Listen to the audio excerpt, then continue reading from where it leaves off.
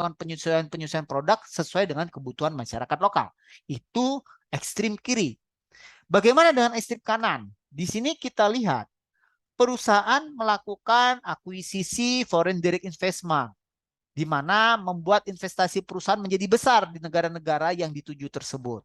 Namun kontrol atas perusahaan tersebut menjadi tinggi. Nah, ini di sini ada dua kontinum yang bertolak belakang, ya. Tinggal perusahaan harus menghitung cost dan benefitnya. Nah, apa yang dihadapi oleh MNC adalah dia menghadapi dilema, yaitu apakah kita harus melakukan pengurangan biaya atau kita melakukan penyesuaian terhadap kebutuhan masyarakat lokal. Tentu pengurangan biaya dapat dicapai melalui standarisasi produk. Jadi produk yang kita buat di negara kita itu ketika kita menjualnya di pasar luar negeri, ya produknya sama persis, itu maka cost bisa rendah. Tapi kalau kita melakukan penyesuaian, cost kita akan bertambah. Nah, ini menjadi pengurangan biaya versus respon lokal. Inilah menjadi tema-tema besar di perusahaan MNC.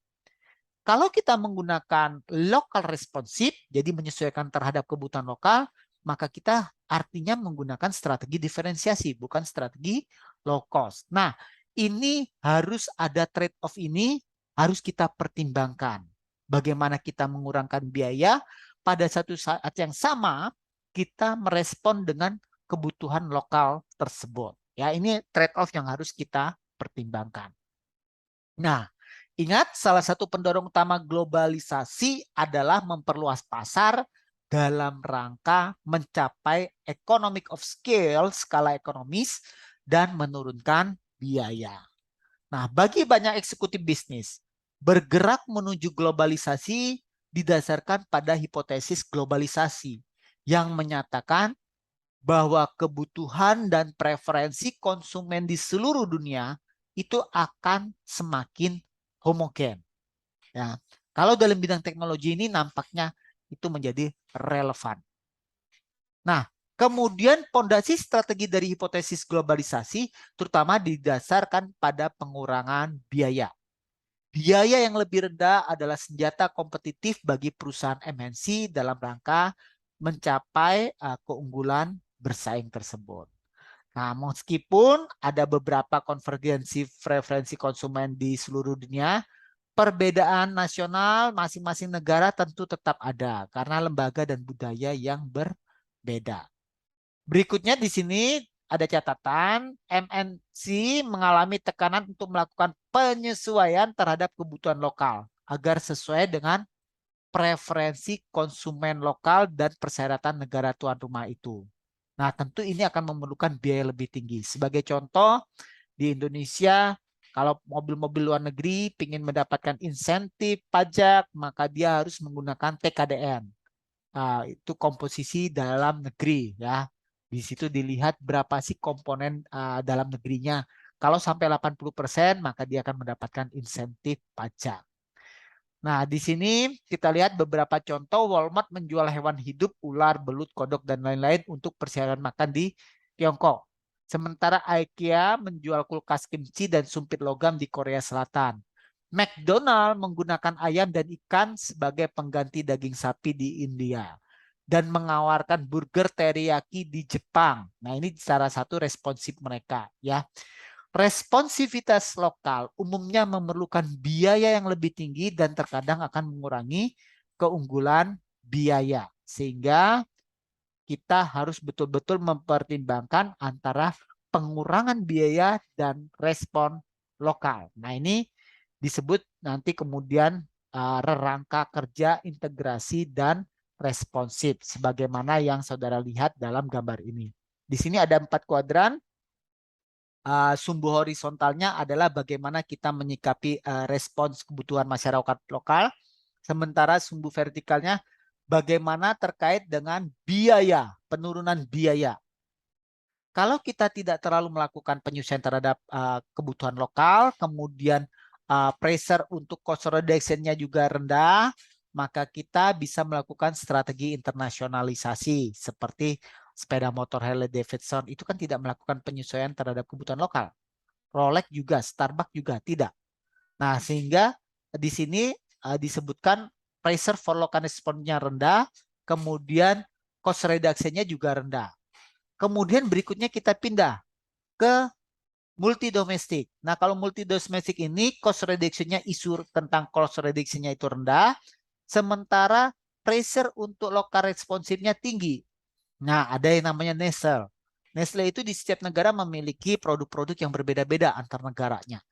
Nah, di sini dia tekanan untuk melakukan pengurangan biaya itu tidak terlalu tinggi, tetap jadi dia rendah, ya. Nah, dari sini kita pindah ke transnasional, di mana diharapkan cost reduction-nya sangat tinggi, kemudian responsibilitas terhadap kebutuhan lokal juga tinggi. Nah, ini contohnya P&G. Nah, dia harus membuat produk-produk yang sesuai dengan kebutuhan lokal. Tentu sampo di Amerika dengan sampo di wilayah tropis seperti Indonesia berbeda, ya. Nah, di sini dia juga menekankan bagaimana cost reduction. Makanya dulu dia sempat keluar dari Indonesia, kemudian berpindah ke Thailand. Salah satu pertimbangannya adalah cost reduction. Dan kebetulan waktu itu dia kalah melawan Unilever di Indonesia. Kemudian ada kuadran global standardization, di mana tekanan untuk cost reduction-nya tinggi, sementara local responsive-nya rendah. Maka di sini contohnya Lenovo. Nah, Lenovo ini dia produk-produknya tidak perlu menyesuaikan dengan kebutuhan lokal. Seperti laptop itu kan standar di seluruh dunia. Tetapi dia isunya adalah bagaimana mengurangi biaya sehingga mampu bersaing dengan laptop-laptop di seluruh dunia. Ini penjelasan satu persatu terkait di sini. Kita lihat strategi internasional adalah pada dasarnya strategi di mana perusahaan menjual produk yang sama di pasar domestik maupun pasar luar negeri. Nah, di sini diharapkan MNC memanfaatkan kompetensi inti yang ada di negara merekanya. Sebuah strategi internasional sering berhasil digunakan oleh MNC dengan relatif besar pada pasar domestik dan dengan reputasi yang kuat dan nama merek yang kuat. MNC ini memanfaatkan kenyataan bahwa orang asing ingin membeli produk kita, ya, dan cenderung menggunakan diferensiasi sebagai strategi bisnis pilihan mereka. Contohnya apa? Pengendara sepeda motor di Shanghai, China sangat menyukai sepeda motor Harley Davidson. Nah, seperti mereka ingin seperti nonton di TV-TV yang ada Hell Angel-nya itu menggunakan motor-motor gede, ya. Berikutnya, model iPhone terbaru Apple adalah yang diinginkan di seluruh dunia karena persepsi produk mewah dan simbol status. Jadi tidak perlu ada penyesuaian terhadap lokal, ya. Sementara strategi multi domestik ini memaksimalkan daya tanggap lokal, berharap konsumen lokal akan menganggap produk atau layanan mereka sebagai produk lokal. Tadi ya contohnya Nestle yang di Swiss itu, ya. Dia kantor pusatnya di Swiss, tetapi Nestle Indonesia menghasilkan produk-produk lokal dengan selera-selera lokal yang berbeda antar negaranya, ya. Nah, sebuah MNC mengikuti strategi multi domestik berbeda dengan strategi internasional menghadapi pengurangan eksposur nilai tukar karena sebagian besar penciptaan nilai terjadi di negara yang tempat dia membuka anak cabangnya tersebut, ya. Sehingga masalah nilai tukar menjadi eksposur nilai tukar itu menjadi lebih rendah.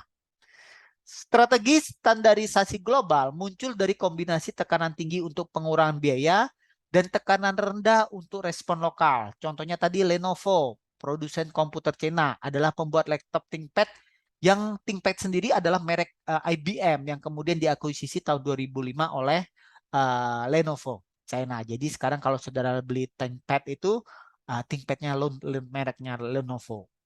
Untuk melacak perkembangan terbaru dalam komputasi, pusat penelitian Lenovo berlokasi di Beijing dan Shanghai, kemudian di Raleigh, Carolina Utara, dan di Jepang. Untuk mendapatkan manfaat dari tenaga kerja murah dan dekat dengan pasar utamanya untuk mengurangi biaya pengiriman. Maka manufaktur Lenovo dibuat di Meksiko, di India, dan di China.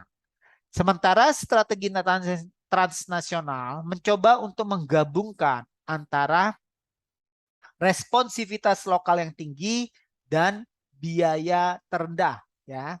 Nah, di sini biasanya strategi ini muncul dari kombinasi tekanan tinggi untuk respon lokal dan tekanan tinggi untuk pengurangan biaya. Nah, biasanya di sini perusahaan transnasional menggunakan strategi Blue Ocean, ya. Blue Ocean bagaimana kita menggabungkan low cost dan diferensiasi secara bersama-samaan sehingga disebut nanti menjadi namanya value innovation. Nah, biasanya perusahaan-perusahaan transnasional ini menggunakan strategi yang kita sebut think globally but act locally. Jadi kita berpikir secara global karena pasar kita global, tetapi ketika kita melakukan tindakan menyesuaikan terhadap kebutuhan di negara-negara kersebut. Ya. Nah, ini secara grafis kita lihat karakteristik dari masing-masing strategi, bagaimana keuntungannya dan bagaimana risikonya, silakan saudara baca sendiri. Nah, selanjutnya kita masuk ke unggulan bersaing negara. Ya. Globalisasi sebagai akibat kemajuan dalam komunikasi teknologi dan logistik dapat membuat kita percaya bahwa lokasi perusahaan adalah menjadi irrelevan, menjadi kurang penting. Ya. Nah, di sini bahkan dikatakan hipotesisnya menjadi hipotesis kematian terhadap jarak. The death of distance hypothesis. Nah, di sini kita lihat apa? Meskipun dunia semakin mengglobal, ternyata perusahaan dengan kinerja tinggi di industri tertentu akan terkonsentrasi di negara-negara tertentu. Contohnya apa? Kalau kita bicara tentang perusahaan biotech, perangkat lunak, internet, itu mayoritas ada di Amerika Serikat.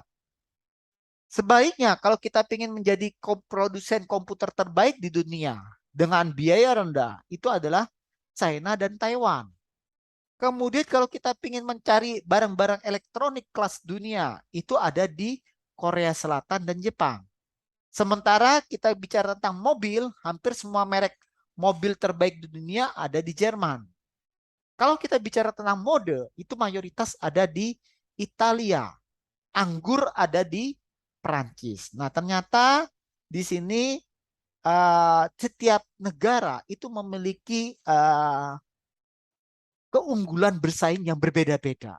Sehingga tidak bisa semua itu menyebar di berbagai negara. Meskipun globalisasi menurunkan hambatan perdagangan dan investasi, serta meningkatkan mobilitas manusia, namun satu pertanyaan kunci tetap relevan. Mengapa industri tertentu lebih kompetitif di beberapa negara daripada di negara lainnya? Tadi itu contoh-contoh yang saya sebutkan. Nah, pertanyaan ini sebenarnya masuk ke inti persoalan masalah keunggulan bersaing suatu bangsa atau national competitive advantage. Untuk itu, Michael Porter mengembangkan kerangka kerja untuk menjelaskan keunggulan bersaing suatu negara yang disebut Porter Diamond of National Competitive Advantage, di mana terdapat 4 faktor yang saling terkait. Kondisi faktor input, permintaan, persaingan di industri, dan industri pelengkap dan terkait dan pendukung. Ya, kita lihat ini akan menciptakan keunggulan bersaing suatu bangsa. Nah, kita lihat yang pertama adalah kondisi faktor input. Menggambarkan anugerah yang dimiliki suatu negara dalam hal alam, SDM, dan sumber daya lainnya. Nah, faktor penting lainnya termasuk pasar modal, kelembagaan yang mendukung, universitas-universitas dengan kemampuan riset yang tinggi, dan infrastruktur publik. Menariknya, ternyata sumber daya alam seringkali tidak dibutuhkan untuk menghasilkan perusahaan-perusahaan terkemuka di dunia. Beberapa negara sumber dayanya cukup banyak di dunia seperti Afghanistan, Iran, Irak, Rusia, Arab Saudi, dan Venezuela. Namun mereka bukan rumah bagi perusahaan-perusahaan MNC kelas dunia. Sebaliknya, negara-negara yang kekurangan sumber daya alam seperti Denmark, Finlandia, Israel, Jepang, Singapura, ini seringkali mengembangkan SDM kelas dunia untuk mengatasi kekurangan sumber daya bahan baku tersebut. Nah, sehingga dilihat di sini ternyata keunggulan kompetitif itu lebih penting diciptakan oleh yang namanya modal manusia dan pengetahuan, bukan hanya bahan baku. Nah, berikutnya terkait dengan kondisi permintaan. Kondisi permintaan adalah karakteristik permintaan di pasar domestik suatu negara. Nah, di sini pasar negara sendiri yang terdiri dari pelanggan sophisticated yang meminta perusahaan menghasilkan produk